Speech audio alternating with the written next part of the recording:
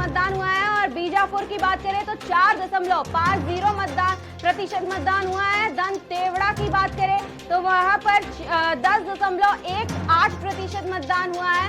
कवर्धा की बात करें तो 13% मतदान हुआ है और पंडरिया की बात करें तो वहां पर 12% मतदान हुआ है। खैरागढ़ में 6% मतदान हुआ, वहीं कोड़ा गांव में 13.39% मतदान हुआ है।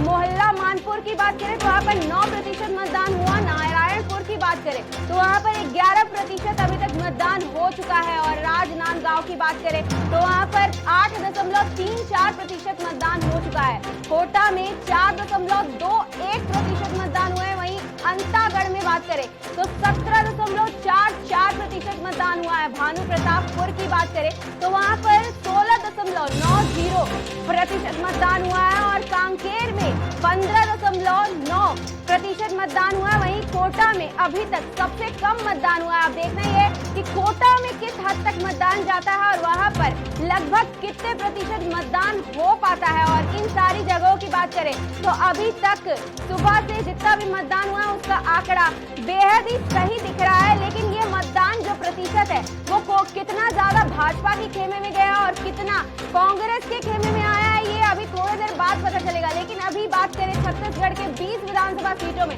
तो सुबह 9:30 बजे तक 9.93% मतदान हो चुका है और जहां बस्तर में 5.55% मतदान हुआ है। और अगर बस्तर की बात करें तो बस्तर में कहीं ना कहीं मतदान की जो सूची है वो बढ़ती दिखाई दी है इस बार, क्योंकि इससे पहले बस्तर के कई गांव ऐसे हैं जहां पर मतदान नहीं होता था।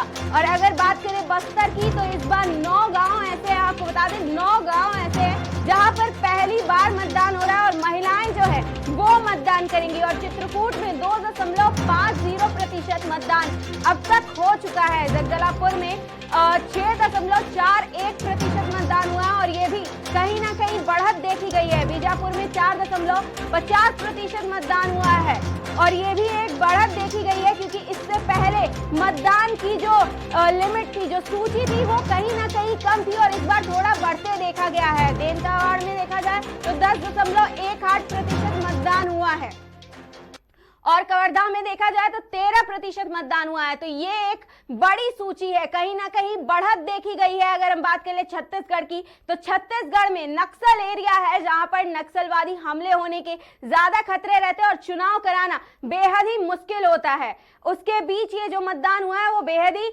सही अभी तक चल रहा है। छत्तीसगढ़ में सुकमा में वोटिंग के दौरान नक्सली हमले पर केंद्रीय मंत्री अनुराग ठाकुर का भी बयान आया। अनुराग ठाकुर ने कहा कि ये जो हमला जो है वो कहीं ना कहीं कांग्रेस मिली हुई है और उसके बाद कांग्रेस, उन्होंने एक आरोप लगाया कि कांग्रेस किस किस के साथ मिल करके ये जो हमले हैं वो कराती है और नक्सलवाद को बढ़ावा देती है। अनुराग ठाकुर ने यह भी कहा कि बीजेपी कार्यकर्ताओं की हत्या हो जाती है। इस बीच पीएम मोदी के दौरे के दिन नक्सलियों का हमला हो जाता है। बघेल सरकार इतने साल क्या कर रही थी, यह भी एक बड़ा आरोप है जो अनुराग ठाकुर ने लगाया है।